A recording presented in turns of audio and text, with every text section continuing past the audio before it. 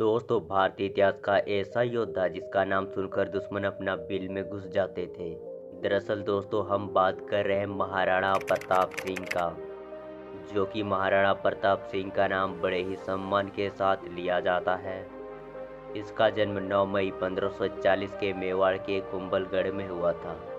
लेकिन दोस्तों, इतना खतरनाक योद्धा होने के बाद भी इसका मृत्यु कैसे हो गई?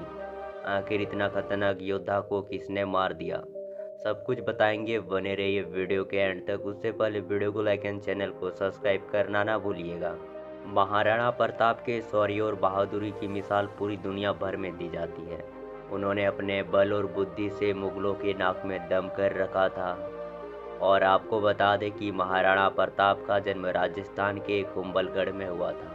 कहा जाता है कि महाराणा प्रताप युद्ध में कुशल होने के साथ साथ बेहद शक्तिशाली भी थे, जो कि वह 7 फुट 5 इंच लंबे थे और अपने साथ हमेशा भाला और 2 तलवारें भी रखा करते थे।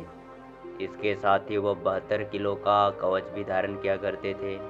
इतिहासकार का माने तो प्रताप का हथियार कवच 200 किलो से भी ज़्यादा का था, जो कि किसी से भी नहीं डरते थे और किसी का नीचे तो रहना बिल्कुल भी पसंद नहीं करते थे।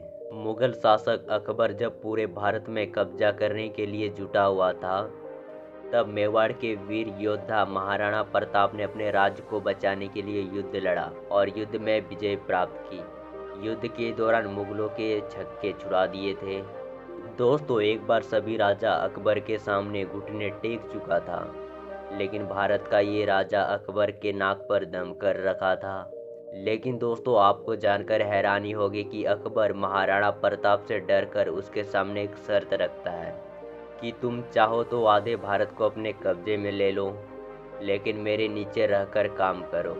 लेकिन महाराणा प्रताप उसका हर बात को ठुकरा कर उससे युद्ध करना ही सही समझा। और क्या आपको पता है, हल्दी घाटी का युद्ध अकबर और महाराणा प्रताप के बीच 18 जून 1576 को लड़ा गया था। अकबर और महाराणा प्रताप के बीच यह युद्ध महाभारत के युद्ध की तरह विनाशकारी सिद्ध हुआ था। और ऐसा माना जाता है कि हल्दी घाटी के युद्ध में ना तो अकबर जीत पाया था और ना ही महाराणा प्रताप सिंह। हल्दी घाटी के युद्ध में अकबर के पास 85,000 सैनिक थे, लेकिन आपको जानकर हैरानी होगी कि महाराणा प्रताप सिंह के पास मात्र 20,000 ही सैनिक थे।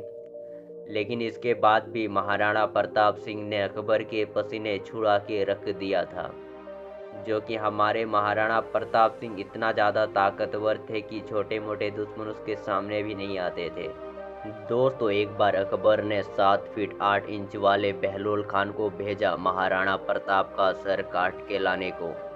और ऐसा कहा जाता है कि बहलोल खान कोई भी युद्ध नहीं हारा था, जो कि अकबर का सबसे प्रिय और सबसे खतरनाक योद्धा था बहलोल खान। बहलोल खान इतना मोटा और लंबा था कि नाश्ते में एक बकरा खा लेता था। और बहलोल खान इतना बलशाली था कि युद्ध के मैदान में हाथियों का सूंड पकड़कर धकेल देता था। और ऐसा भी कहा जाता है कि हाथी जैसा बदन था इसका, और जालिम इतना था कि पूछो ही मत। इतना निर्दय था कि बच्चों का भी गला रेत देता था, लेकिन वो बच्चा हिंदू का हो। और ऐसा भी कहा जाता है कि पूरे जीवन काल में कभी भी कोई युद्ध नहीं हारा था बहलोल खान ने। बहलोल खान काफ़ी लंबा था और इसका शरीर हाथी जैसा। कहा जाता है कि घोड़े भी उसके सामने छोटा बच्चा लगता था। अकबर को बहलोल खान पर खूब भरोसा था और हमारे महाराणा प्रताप सिंह से कोई भी युद्ध करना नहीं चाहते थे, डर के मारे।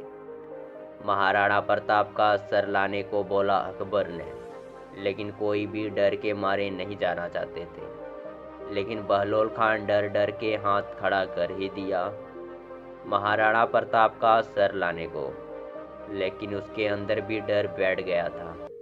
महाराणा प्रताप और बहलोल खान का आमना सामना हो गया।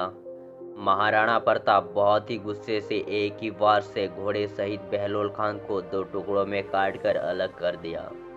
इससे पता लगा सकते हैं कि महाराणा प्रताप के अंदर कितना ज़्यादा बल था। इतिहासकार बताते हैं कि एक बार महाराणा प्रताप शिकार करने के लिए जंगल जाते हैं, तब उसको किसी वजह से चोट लगने के कारण काफ़ी बड़ा घाव हो जाता है और वो घाव इलाज कराने के बाद भी ठीक नहीं हो पाता है। और महाराणा प्रताप की मृत्यु 19 जनवरी 1557 को हो जाती है। तो दोस्तों, महाराणा प्रताप का ये छोटी सी जानकारी आपको कैसा लगा, कमेंट करके ज़रूर बताना। तो मिलते हैं अगले वीडियो में, तब तक के लिए बाय बाय।